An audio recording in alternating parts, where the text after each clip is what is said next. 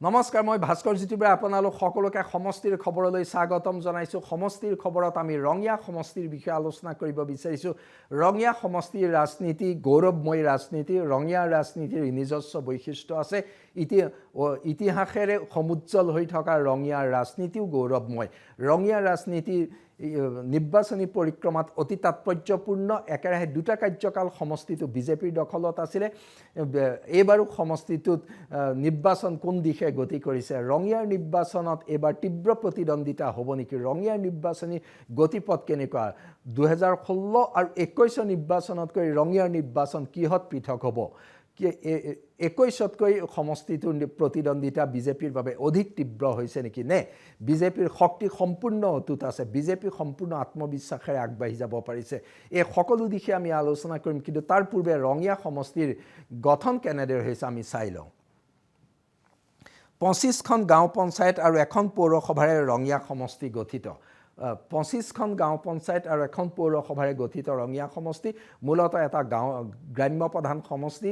ৰঙিয়া নগৰৰ বাহিৰে আন সকলো অঞ্চল গাঁও, আৰু এই সমষ্টিটোৰ গ্ৰামাঞ্চলসমূহ গ্ৰামাঞ্চলৰ ৰাজনীতি অতি তাৎপৰ্যপূৰ্ণ। সেই একেদৰে ৰঙিয়াৰ ৰাজনীতিৰ আমি যিটো কৈছোঁ ঐতিহাসিকভাৱে ৰঙিয়াৰ ৰাজনীতিৰ এক বিশেষ গঠন আছে, বিশেষ বৈশিষ্ট্য আছে।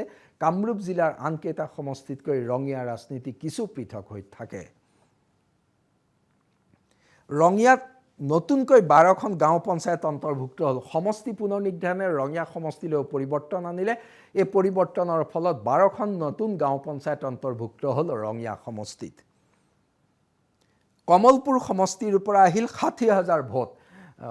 সমষ্টি পুনৰ নিৰ্ধাৰণত কমলপুৰ সমষ্টিৰ পৰা প্ৰায় 60,000 ভোটাৰ অন্তৰ্ভুক্ত হ'ল ৰঙিয়া সমষ্টিত। সেইটো গুৰুত্বপূৰ্ণ, অৰ্থাৎ কমলপুৰৰ 60,000 ভোটাৰ থকা অঞ্চলকেইটাৰ স্থানীয় ৰাজনীতি এইবাৰ গ'ল ৰঙিয়ালৈ।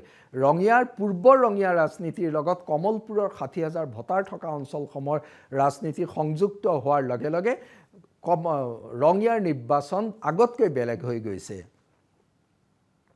হাজো সমষ্টিৰ পৰা গ'ল 40,000 ভোট। হাজোৰ পৰাও একেদৰে গ'ল 40,000 ভোট। এই অঞ্চলসমূহ অন্তৰ্ভুক্ত হোৱাৰ লগে লগে, অৰ্থাৎ 1 লাখ নতুন ভোটাৰ অন্তৰ্ভুক্ত হোৱাৰ লগে লগে ৰঙিয়া সমষ্টিৰ নিৰ্বাচনী ৰাজনীতিটো আহি পৰিছে কিছু নতুন দিশ। সমষ্টিটোৰ মুঠ ভোটাৰ 2,10,000। প্ৰতি 1000 পুৰুষ ভোটাৰৰ বিপৰীতে 970 গৰাকী মহিলা ভোটাৰ। সমষ্টিটোত হিন্দু ভোটাৰ হৈছে 1,41,452 গৰাকী, অৰ্থাৎ ৰঙিয়া হিন্দু প্ৰধান সমষ্টি। ধৰ্মীয় সংখ্যালঘু ভোটাৰ 71,451 গৰাকী। কলিতা জনগোষ্ঠীৰ ভোটাৰ 62,099 গৰাকী। কলিতা জনগোষ্ঠীৰ বৃহৎ সংখ্যক ভোট আছে। একক বৃহৎ জনগোষ্ঠী হৈছে সমষ্টিটোত কলিতা জনগোষ্ঠী। কলিতা জনগোষ্ঠী ভোটাৰে নিৰ্ণায়ক ভূমিকা পূৰ্বেও ৰঙিয়াত লৈছিলে, এইবাৰো ল'ব। আৰু সমষ্টি পুনৰ নিৰ্ধাৰণৰ পাছত 62,099 গৰাকী কলিতা জনগোষ্ঠী ভোটাৰ আছে ৰঙিয়াত। কৈবৰ্ত ভোটাৰ আছে 30,176 গৰাকী। কৈবৰ্ত ভোটাৰে নিৰ্ণায়ক ভূমিকা ল'ব পৰা সক্ষমতা আছে। 30,000তকৈ অধিক ভোটাৰ আছে। নিশ্চিতকৈ এই কৈবৰ্ত জনগোষ্ঠী ভোটাৰো হৈ পৰিছে নিৰ্ণায়ক শক্তি। বাঙালী ভোটাৰ আছে 12,297 গৰাকী। ব্ৰাহ্মণ ভোটাৰ আছে 9,739 গৰাকী। বড়ো ভোটাৰ আছে 7,442 গৰাকী। নাথযোগী ভোটাৰ 6,104 গৰাকী। বৈশ্য ভোটাৰ আছে 2,749 গৰাকী। কুমাৰ ভোটাৰ আছে 2,633 গৰাকী। খালৈ ভোটাৰ 2,031 গৰাকী। মাৰোৱাৰী আৰু বিহাৰী ভোটাৰ 1,550 গৰাকী। হীৰা ভোটাৰ 751 গৰাকী। নমশূদ্ৰ ভোটাৰ 248 গৰাকী। মালি ভোটাৰ 132 গৰাকী। আহোম ভোটাৰ 81 গৰাকী। হুজুৰি ভোটাৰ 52 গৰাকী। কেওট ভোটাৰ 33 গৰাকী। এই জনগোষ্ঠীগত বিন্যাসে দেখুৱাইছে যে ৰঙিয়া সমষ্টি জনগোষ্ঠীগতভাৱে বৈচিত্ৰ্যপূৰ্ণ, কিন্তু নিৰ্ণায়ক শক্তি সকলো জনগোষ্ঠীৰ ভোটাৰৰ নাই। তৎসত্ত্বেও এখন সুন্দৰ সংমিশ্ৰিত অসমীয়া সমাজৰ সমষ্টি হৈছে ৰঙিয়া। জনগাঁথনিগত দিশৰ পৰা ৰঙিয়া সমষ্টিৰ ৰাজনীতি তাৎপৰ্যপূৰ্ণ। ৰঙিয়াত বিজেপি প্ৰাৰ্থী হৈছে ভৱেশ কলিতা। ভৱেশ কলিতা একেৰাহে 2টা কাৰ্যকাল ৰঙিয়াৰ পৰা নিৰ্বাচিত হৈ আহিছে।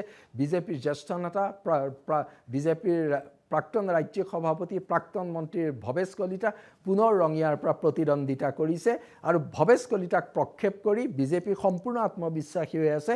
ভৱেশ কলিতা সহজেই ৰঙিয়া সমষ্টিৰ পৰা পুনৰ বিজয় হৈ আহিব, কাৰণ ৰঙিয়া সমষ্টি বিজেপিৰ সম্পূৰ্ণ অনুকূল সমষ্টি বুলি বিজেপিয়ে ধৰি আছে। কংগ্ৰেছ প্ৰাৰ্থী প্ৰাণজিৎ চৌধুৰী। কংগ্ৰেছ প্ৰাৰ্থী প্ৰাণজিৎ চৌধুৰী কংগ্ৰেছৰ এজন যুৱ নেতা। প্ৰাণজিৎ চৌধুৰীয়ে 2016ত কমলপুৰ সমষ্টিৰ পৰা প্ৰতিদ্বন্দ্বিতা কৰিছিলে। প্ৰাণজিৎ চৌধুৰীও গণভিত্তিক শক্তিশালী। প্ৰাণজিৎ চৌধুৰীয়ে ৰঙিয়া সমষ্টিত কংগ্ৰেছক শক্তিশালী কৰি তুলিছে।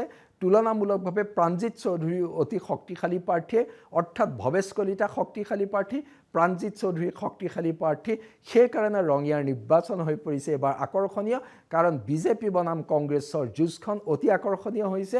বিজেপি শক্তিশালী প্ৰাৰ্থী আৰু দল শক্তিশালী, কংগ্ৰেছৰ প্ৰাৰ্থী শক্তিশালী। কংগ্ৰেছৰ গণভিত্তি নতুনকৈ গঢ় লৈ উঠিছে সমষ্টিটোত। পূৰ্বতেও কংগ্ৰেছ শক্তিশালী আছিলে। সেই প্ৰেক্ষাপটতে ভৱেশ কলিতা বনাম প্ৰাণজিৎ চৌধুৰী নিৰ্বাচনী যুঁজ এবাৰ আকৰ্ষণীয় হৈছে। নিৰ্বাচনী ইছ্যু, এই প্ৰসংগত আহিম। তাৰ মাজতে এটা কথা আমি কৈ ল'ব বিচাৰিছোঁ যে পূৰ্ব ৰঙিয়াৰ পৰা এক বৃহৎ অঞ্চল আঁতৰিও গ'ল। সেই আঁতৰি যোৱা অঞ্চলসমূহ গোৰেশ্বৰ সমষ্টিত অন্তৰ্ভুক্ত হ'ল। অৰ্থাৎ পূৰ্ব ৰঙিয়াত পৰা আঁতৰি যোৱা অঞ্চলৰ ৰাজনীতি এইবাৰ ৰঙিয়াৰ পৰা আঁতৰি গ'ল। অৰ্থাৎ যিদৰে হাজো কমলপুৰৰ পৰা অন্তৰ্ভুক্ত হ'ল, সেই একেদৰে ৰঙিয়াৰ পৰা আঁতৰি গ'ল গোৰেশ্বৰ সমষ্টিলৈ বৃহৎ অঞ্চল। সেই দিশৰ ৰাজনীতি নথকাৰ লগে লগে 21লৈকে ৰঙিয়া সমষ্টিত যি ৰাজনীতি আছিলে, ৰঙিয়াৰ পৰা গোৰেশ্বৰলৈ এই অঞ্চলসমূহ ওলাই যোৱাৰ লগে লগে সেই ৰাজনীতি তাৰ পৰা আঁতৰি গ'ল। এতিয়া আমি আহোঁ নিৰ্বাচনী ইছ্যুলৈ। ৰঙিয়া সমষ্টিৰ নিৰ্বাচনী ইছ্যু মূলতঃ ইছ্যু উন্নয়ন। এইবাৰ দেখা গৈছে যে 126টা সমষ্টিতে প্ৰধান ইছ্যু সমষ্টি উন্নয়ন। ৰঙিয়া তাৰ ব্যতিক্ৰম নহয়। ৰঙিয়া যিহেতু 2টা কাৰ্যকাল বিজেপিৰ দখলত আছে। ভৱেশ কলিতা ইয়াৰ আগৰটো কাৰ্যকালত মন্ত্ৰী আছিলে, এইটো কাৰ্যকালত তেওঁ বিজেপিৰ ৰাজ্যিক সভাপতি আছিল। অৰ্থাৎ বিজেপিৰ অতি গুৰুত্বপূৰ্ণ আগশাৰীৰ নেতা ভৱেশ কলিতা, তেওঁৰ সমষ্টি ৰঙিয়া। নিশ্চিতকৈ তেওঁৰ দিনত ৰঙিয়াত কিমান কাম হ'ল, পূৰ্বতকৈ কাম হৈছে বুলি দাবী কৰে। ৰঙিয়া চহৰত বহুত কাম হৈছে, গ্ৰামাঞ্চলতো বাটপথৰ কাম হৈছে। পূৰ্বৰ কংগ্ৰেছ চৰকাৰৰ দিনতকৈ বিজেপিৰ দিনত কাম হোৱা বুলি বিজেপিয়ে দাবী কৰি আহিছে। ৰঙিয়া সমষ্টিৰ আন্তঃগাঁথনি ভাল হৈছে, বাটপথ ভাল হৈছে, যোগাযোগ ব্যৱস্থা ভাল হৈছে। একেদৰে শিক্ষা, স্বাস্থ্য আদিৰ ক্ষেত্ৰতো কাম হৈছে। কিন্তু ভোটাৰৰ প্ৰত্যাশা বহুত থাকে। ভোটাৰে আৰু উন্নয়ন বিচাৰে। ভোটাৰে বিচৰাৰ দৰে উন্নয়ন হৈছে নে নাই, স্থানীয় পৰ্যায়ৰ উন্নয়নসমূহ কেনেদৰে হৈছে, সেইবোৰ গুৰুত্বপূৰ্ণ ইছ্যু হৈছে। অৰ্থাৎ সমষ্টি উন্নয়ন অতি গুৰুত্বপূৰ্ণ ইছ্যু। আনহাতে এই ক্ষেত্ৰত কংগ্ৰেছে নতুন প্ৰতিশ্ৰুতি দিবলগীয়া হৈছে। কংগ্ৰেছে বৰ্তমান চৰকাৰৰ দিনত কি কি নহ'ল তাক দেখুৱাই দিবলগীয়া হৈছে। সেই ক্ষেত্ৰত কিন্তু তেওঁলোকৰ প্ৰশ্নৰ মুখামুখি হৈছে। পূৰ্বৰ কংগ্ৰেছ চৰকাৰৰ দিনত কি কি হ'ল বুলি ভোটাৰে প্ৰশ্ন কৰিছে। মুঠৰ ওপৰত সমষ্টি উন্নয়ন গুৰুত্বপূৰ্ণ নিৰ্বাচনী ইছ্যু।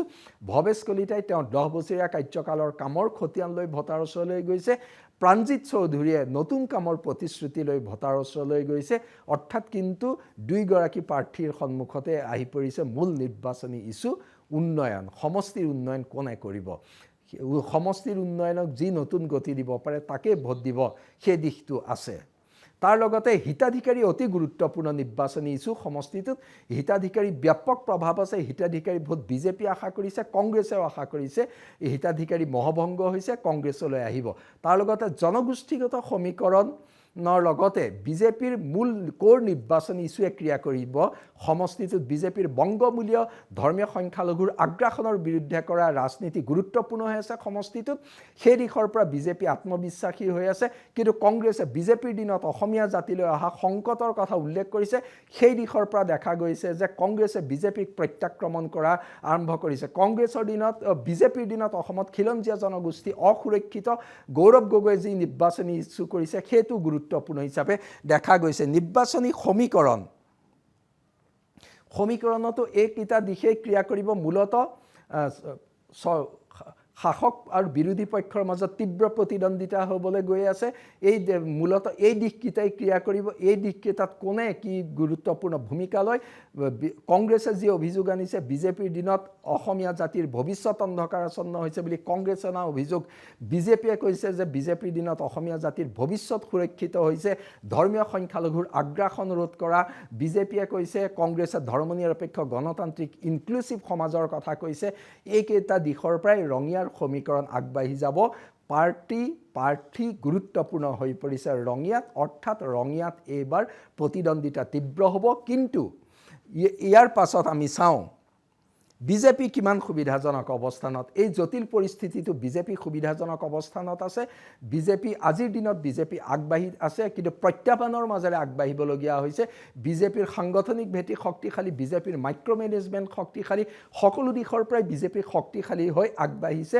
কিন্তু প্ৰত্যাহ্বানৰ মাজেৰে বিজেপি আগবাঢ়িবলগীয়া হৈছে